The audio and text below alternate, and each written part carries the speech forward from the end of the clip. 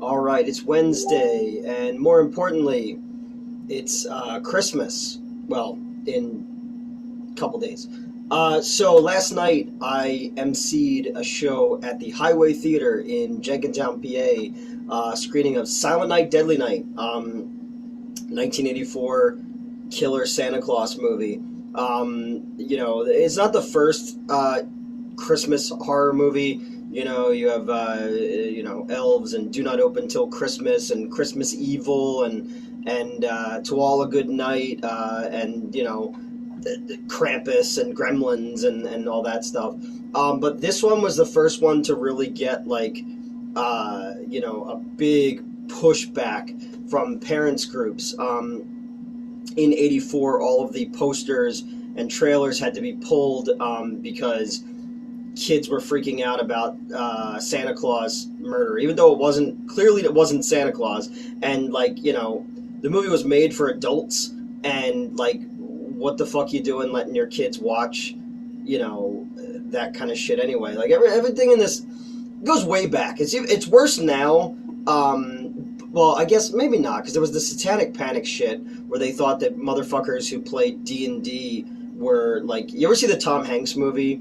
Not Dungeons and Dragons. It was Monsters and Mazes or something, and it was one of Tom Hanks's first movies. Way before I was right before He Knows You're Alone. Well, Tom Hanks is this dude who plays this off-brand Dungeons and Dragons, and he was really really good at it, but he got obsessed with it. And this other group of people are like, hey, come play in our thing. And he's like, I really shouldn't. Okay. And then their one friend wants to commit suicide. And he's like, well, I'm going to do it in this cave. And we're all going to go play magical, mystical mages or whatever the fuck it's called in the cave. And then, he doesn't kill himself. And then Tom Hanks gets so deep into fucking playing the Dungeons and Dragons, the Kmart Dungeons and Dragons game, that he can't snap out of it. So it's a fucking, I guess it's sort of almost like Reefer Madness, where it's oh, we have something to say, but we handle it so poorly that it's fucking hilarious. And then the dude who wins Academy Awards for Forrest Gump and Philadelphia is going, I don't think I killed somebody. And it's really funny. Look it up. It's almost as funny as Rosie O'Donnell in Riding the Bus with My Sister, I think it was, where she plays a mentally challenged person. And I almost feel when Robert Downey Jr. says you never go full retard, they're talking about that movie. It's fucking hilariously insulting. But what are we talking about? We were talking about Killer Santa Clauses. So before this movie, obviously, you had I guess it was after this movie, you had the pilot episode of HBO's Tales from the Crypt, for the All Through the House episode with the escaped mental patient in a Santa Claus outfit. The dude who played Durant in Darkman, and he was also Dr. Giggles, and then Law and Order, he was the special need, he was the mentally challenged guy on that. See, it all comes back full circle. And the mom in that was the fucking mom from Monster Squad. And then, so that 89 pilot is based on the 70s Amicus release anthology segment for Tales from the Crypt. I think it was Joan Collins was in that one. And then, of course, it's based on the 1950s EC Comics story. I have that issue, actually. It's one of the few old comic books that I actually held on to, because I was so proud of myself when I bought it. It was expensive, and it was the first thing I treated myself to when I became a theater GM. Killer Santa Claus, nothing new, but people really took this one apart, man, because I have the second poster they put out, which has the mom's screaming face, and the mom is fucking the woman from Night Killer, the movie that I told rental reviews to view before that Struckman dude did it, and then they waited, and then it was their worst episode, and it canceled the show, so whoops. I would have had a lot more to say. Those fucking dudes oh, let's talk about phone calls in horror movies. I'm like, are you fucking kidding me? This movie is a fucking treasure trove of things you can talk about. And then fucking Red Letter Media does it and people are talking about it. I was like, I'm always ahead of the curve, you know? But yeah, I remember Mickey Rooney went after the movie, and then Mickey Rooney is a shill and then appeared as Joe Petto, the toy store owner, in Friday Night, Silent Night, Deadly Night Part 5, because everyone in Hollywood's a fucking whore, you know? This movie, upon rewatching it, because I've seen it a bunch of times, I think most people are more familiar with Part 2. Part 3 has Bill Moseley in it, and also has the really hot Spanish chick who was in Mulholland Drive, the Willard remake, and she was John Travolta's wife in The Punisher, not the first one, the Dolph Lundgren one, but the second one. I like Warzone more because it's like Saw with guns. I like when the fucking meth head does the flip and he fucking blows him up with a rocket launcher. In Part 5, the owner of the toy store, his name is Joe Petto. And even in the late 80s when that movie was made, I would have been like, I don't know. Part 4 has Clint Howard in it, and Screaming Mad George did all the creature effects of these worm things. But the second one, is best known for, the brother of the killer from the first one killing a guy who has the audacity to take his garbage out on garbage day. Has anyone ever done that as a skit and done Christmas Day and like bring it all together?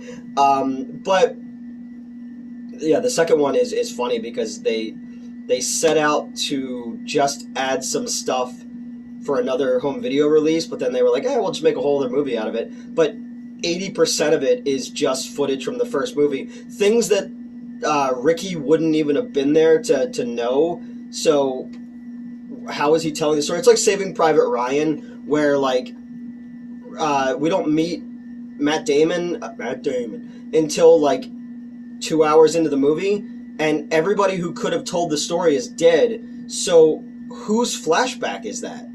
That always bothered me. But the first movie, upon going, I'm like kind of scatterbrained. I'm exhausted. I helped out at the theater today with some stuff, and I'm just like, fuck it, I'll just hang out and get some stuff done here. So now I'm like, I'm gonna do a review. Upon going back and rewatching the movie, like I said, the mom is the lady from fucking from Night Killer.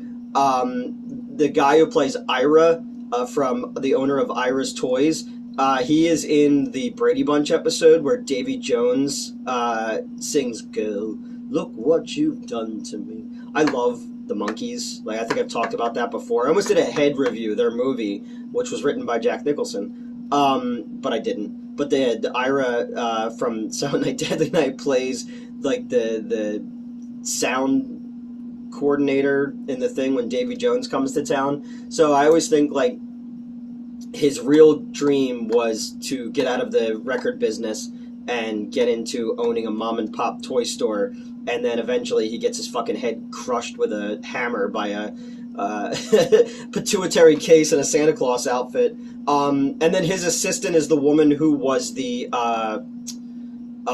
ambulance tech in Halloween 4.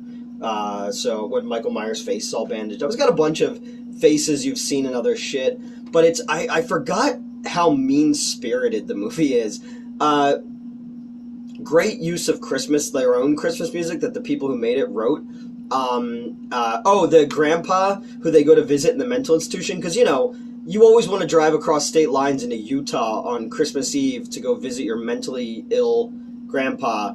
And it's the dude from Back to the Future who owns what was the Twin Pines, but then because Marty smashed the thing, when he comes back in time, it's the single pine. I like that people are just discovering that, and being like, did you know that? I was like, yeah, I thought everybody knew that. Like, did you watch the movie? Family goes to visit Grandpa, and the little boy, Billy, is really excited to see Santa Claus.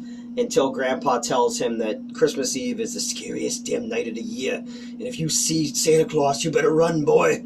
You better run for your life. Because Billy hadn't been good all year. So he says Grandpa talked to him. The parents don't believe him. They start heading home.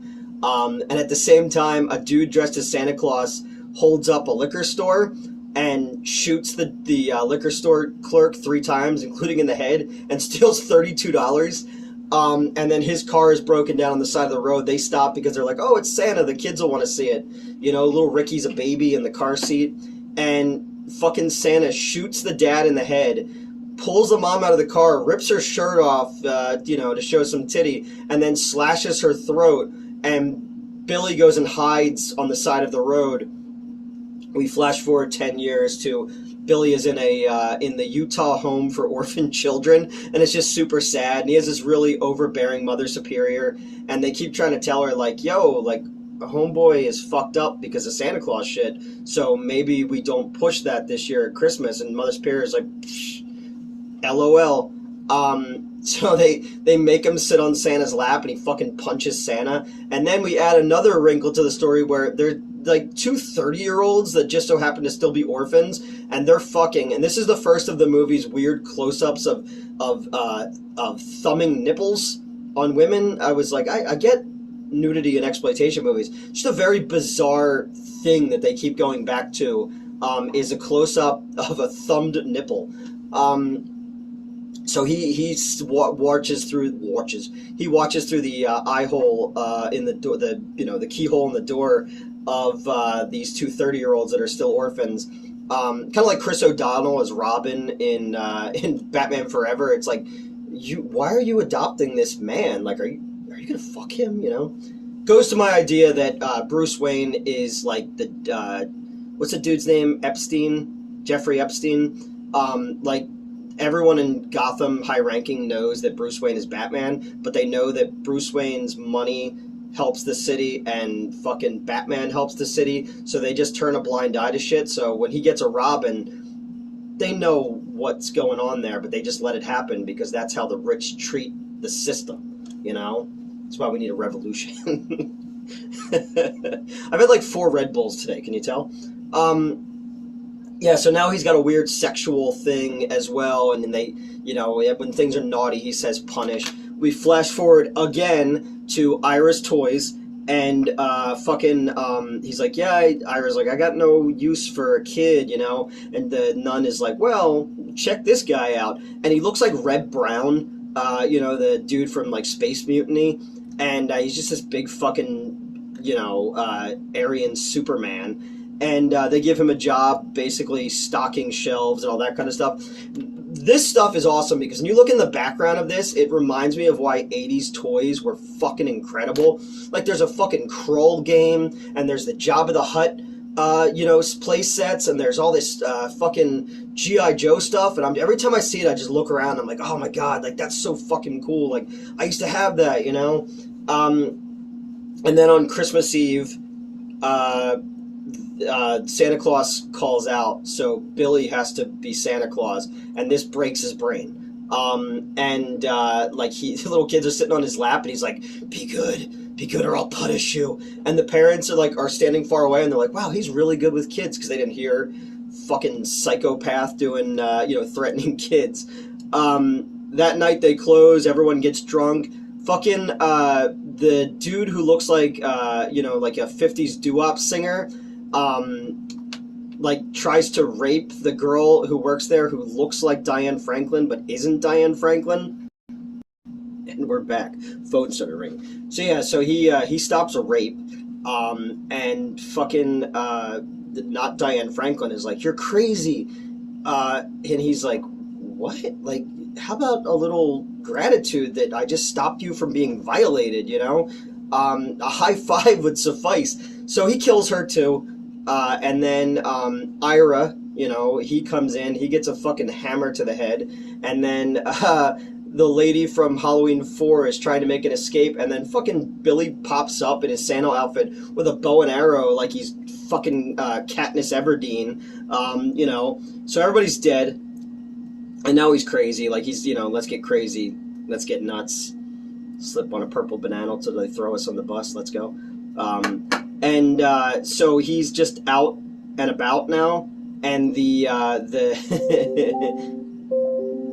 I'm so popular. I'm so popular when I'm recording.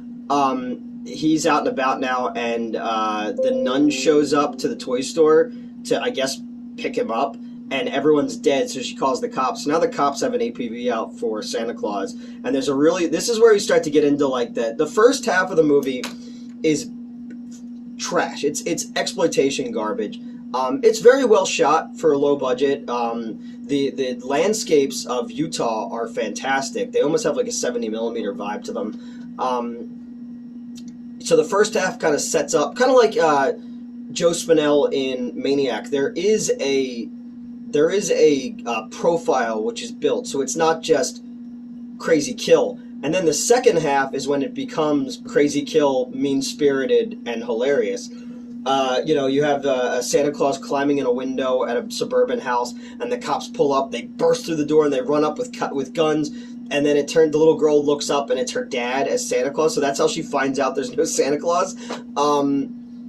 There's some fucking kids, like, sledding, and, these bullies show up in the middle of the night on Christmas Eve and steal the two kids' sleds. And the one goes down, and he's like, woo! And then the other one goes down, and Billy jumps out of the fucking trees with an axe and whacks off this kid's head. So when the sled gets to the bottom, it's a headless body. And then we get to our next big cameo, which is Linnea Quigley, Return of the Living Dead, and everything. She's an 80s Scream Queen. She's on a pool table making out with the dude who played the Howard Stern wannabe disc jockey in Halloween 6. And,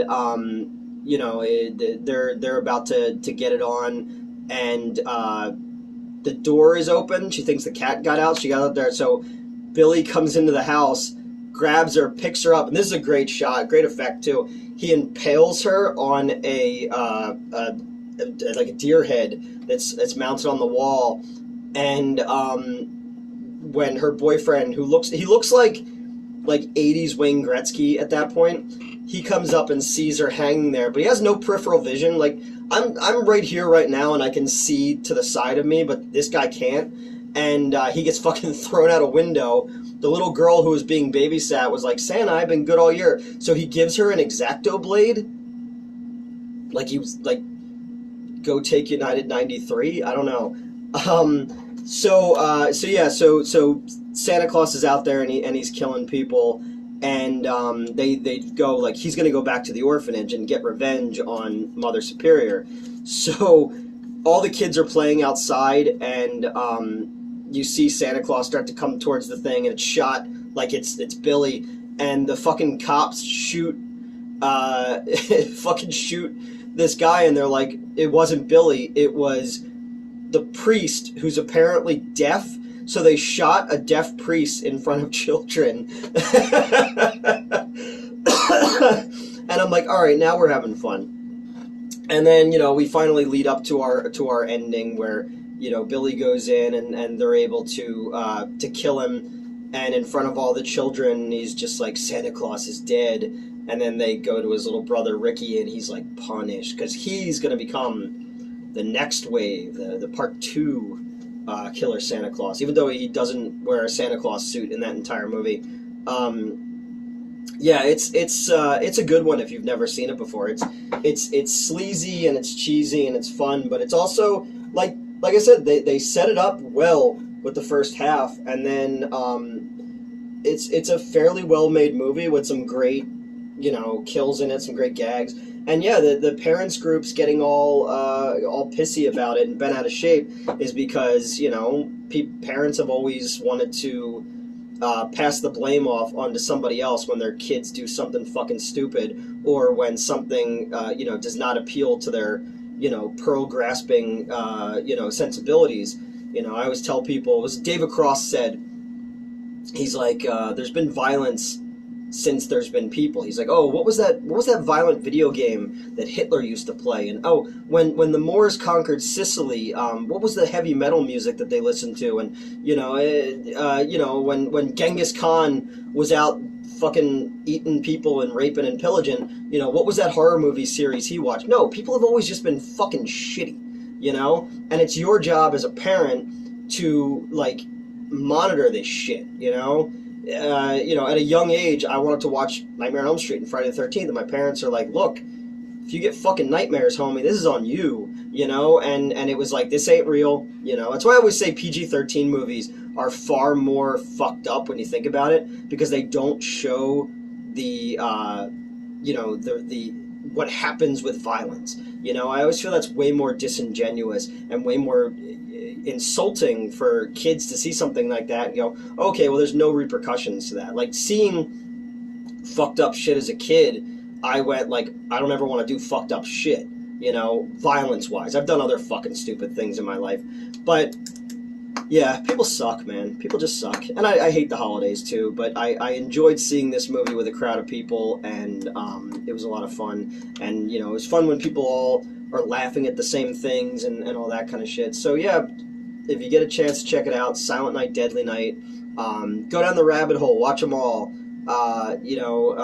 Joe Petto, and he has a son named Pino, who's like this little fucking weirdo, and it turns out that he's a robot. And then, like, he tries to rape this lady, but he doesn't have genitals. He's, like, in The Angels and fucking Dogma. It's a bizarre fucking movie. The dad gets killed with, like, a Santa Claus egg that pops up, and it's a mean Santa Claus face, and it shoots him. And, like, somehow the toy gets to stay with the kid. Like, that's evidence. Like, I understand that we're existing in an elastic reality for the Silent Night, Deadly Night series, but no, that's evidence, you know? So, I don't know. What's your favorite Christmas horror movie? I loved Krampus. I thought Krampus was fantastic. It's weird that people only within the last, like, 10 years figured out what Krampus was. But then again, I didn't really know what it was until, like, the 90s, when I read a Maxim magazine in an airport about, like, weird holiday customs in other countries, you know? There's a lot of shit we didn't learn in school. Like, I had to fucking wait until I saw the Watchmen series to know about Tulsa. You know, I was like, they didn't teach us that in school. You know, all this fucking crazy shit. Where was I? Killer Santa Claus. I don't know, what's your favorite Christmas horror movie? What did you want for Christmas this year? You know, did you get what you wanted? No one ever gets what they want, really. I never get what I want. But yeah, no, I'm babbling now. I should probably go home. So yeah, Silent Night, Deadly Night. It definitely is a Christmas movie. We should start that is X a Christmas movie, but like a blatantly obvious Christmas movie, like A Christmas Story, or I hate It's a Wonderful Life. I fucking hate that movie. You ever see the awful The Santa Claus movie with the dudes who made Superman made with Dudley Moore? I remember trying to watch that as a kid and being like, I'll watch Clue again. All right. This was a rambly one, but I hope that I point by point explained to you why you should go watch Silent Night, Deadly Night. You know, if you're a fan of thumbing nipples and the handicap getting abused, then you're in a good spot for it. Bah humbug.